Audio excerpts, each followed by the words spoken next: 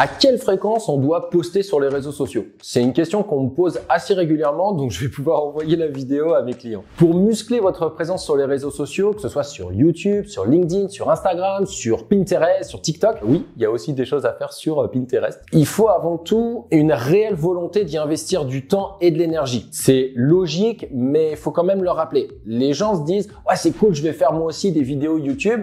Ouais, t'as le temps d'en faire aussi souvent qu'il le faut, d'être régulier. C'est un peu comme la salle de sport. Il faut que ça devienne votre routine journalière idéalement ou hebdomadaire. Les réseaux sociaux, c'est la même chose. Je dis souvent à mes clients, si tu veux faire un test pour 3 mois, parce que je sais pas pourquoi, il y a une barrière psychologique, on a qu'à essayer pour 3 mois, ne le fais pas. Ça sert à rien. Les réseaux sociaux, ça prend beaucoup plus que 3 mois. C'est comme le sport. Personne se dit, je vais faire un test de sport pour 3 mois. Le sport, ça fonctionne. Les réseaux sociaux, ça fonctionne. Mais en gros, on arrête jamais. C'est aussi simple que ça.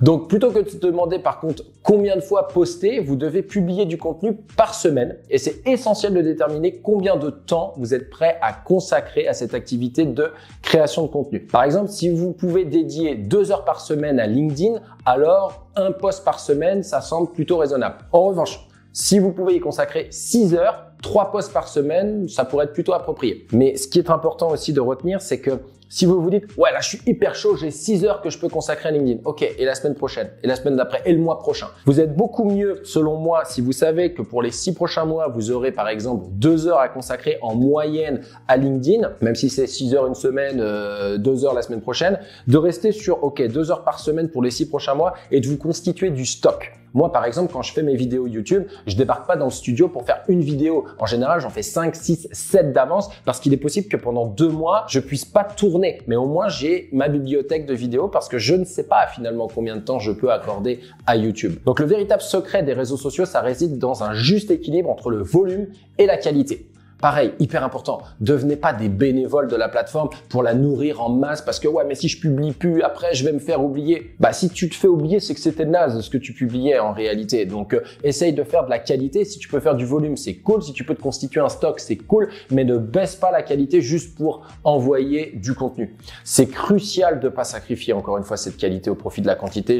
C'est la base. Donc si vous constatez une baisse de vos performances malgré une augmentation de vos publications, c'est un signal d'alarme. Bon, attention aussi de pas devenir, comme je l'ai expliqué, un esclave des algorithmes et de travailler gratuitement. C'est important de mesurer ses résultats, de voir si on est toujours en phase avec ce qu'on publie. Moi, par exemple, j'ai tenté des trucs, j'ai tenté plein de trucs sur LinkedIn. À un moment, je parlais de personal branding, donc je faisais beaucoup de posts concernant même ma vie d'entrepreneur, les questions que je me pose. Puis à un moment, je me suis dit, ouais, bah, en fait, j'ai plus rien à raconter sur ça, donc je vais focus sur le marketing web, puisqu'à la base, moi, je suis expert en marketing web et j'avais pas l'impression de complètement changer mon fusil d'épaule. C'est juste que là, j'avais plus rien à dire. J'ai un balado qui s'appelle Secret d'entrepreneur. Mais si ça se trouve, au moment où vous regardez cette vidéo, j'ai rien posté depuis 1 an parce que j'ai juste mis ça sur pause. Ça veut pas dire que je l'ai arrêté ou peut-être je l'ai arrêté. En fait, je m'en fiche.